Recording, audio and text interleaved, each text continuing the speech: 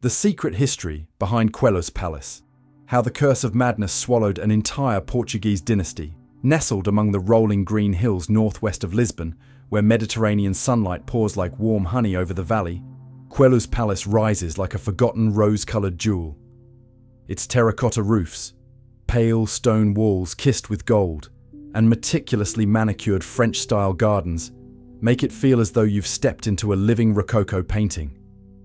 Yet if you linger long enough in the echoing marble corridors, beneath crystal chandeliers that no longer flicker with candlelight, an unease begins to crawl beneath the skin, as if the entire palace is breathing with the slow, laboured breath of madness. Queluz was never meant to house darkness. When Infante Dom Pedro, later King Pedro III, ordered its construction in 1747, he dreamed only of a summer retreat for his family, far from the suffocating protocol of the Lisbon court. Architects Mateus Vicente de Oliveira and later the Frenchman Jean-Baptiste Robillon turned that dream into one of Europe's most delicate masterpieces. A palace lighter than Versailles, more feminine than Mafra, affectionately nicknamed the Portuguese Versailles by contemporaries. Venetian mirrors, Italian gold leaf, Brazilian rosewood, and blue and white Seville azulejos bathed every room in joy and light. Everything spoke of life. But from the very first stone, an invisible fracture already existed. Legend whispers that when the foundation was laid, the Marchioness of Tavora, secret lover of King José I, stood watching the workmen with ice in her eyes.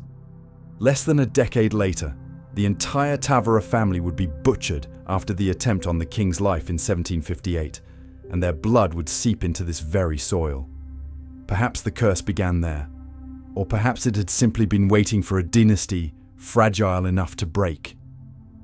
In 1788, when Queen Maria Thurefoy ascended the throne after the sudden death of her beloved husband, the same Dom Pedro who built Queluz, no one could have imagined that this fairy tale palace would become the most luxurious asylum in Europe. Maria had once been a pious, intelligent princess, nicknamed Maria the Pious for her burning faith. But grief arrived like a tide that never receded. First her husband, then her father, her eldest son José, her daughter, her confessor. One by one, the anchors of her world were torn away. It began with endless weeping in her private chapel. Then came the nights she wandered the corridors in a white nightgown, calling out to the dead. Royal physicians diagnosed religious melancholia. To the people, it was simply the Bragança curse. They whispered that the blood of the executed Tavares still stained the foundations, that the ghost of the Duke of Aveiro haunted the rose garden. By 1792, the Queen's condition could no longer be hidden. She screamed through the night that devils were dragging her to hell, that her husband's corpse was rotting and demanded the coffin be opened. Her son, the Prince Regent João, later João VI, had no choice but to declare his mother insane and assume power. Maria was confined to a private wing of Queluz. The most beautiful rooms in the palace became her gilded cage. Windows were draped with heavy silk so sunlight would not agitate her. The once lively music salon, where Mozart's sonatas had danced in the air, now echoed only with the moans of a woman who had once been queen. The curse did not stop with Maria. It spread like plague. Her eldest son, Prince José, died of smallpox at 27 inside these very walls, his death a dark omen.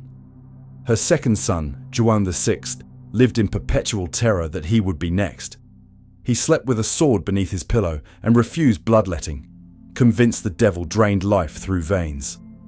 In 1807, as Napoleon's armies marched on Lisbon, the entire Bragança court fled to Brazil aboard British ships.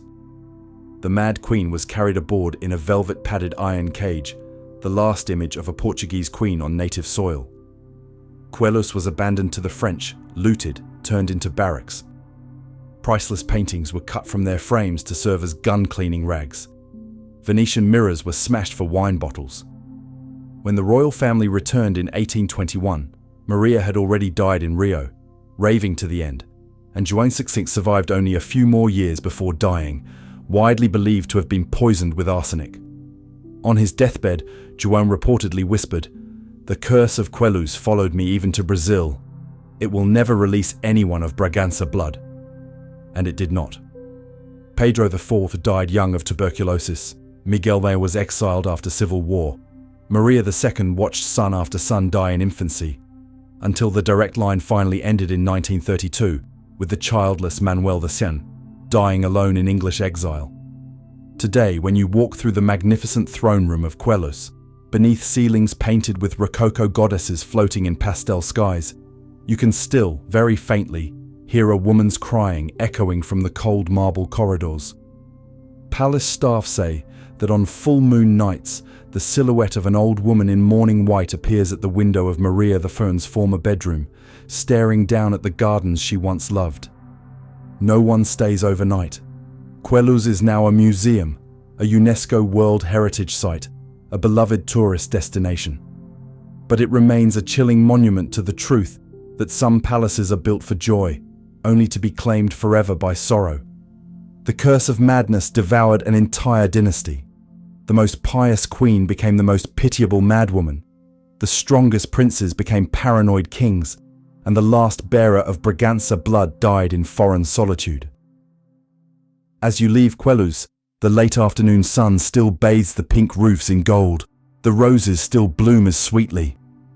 Yet something lingers in the air, an unanswered question. Can beauty ever defeat a curse, or is beauty itself the perfect bait for darkness to settle in forever?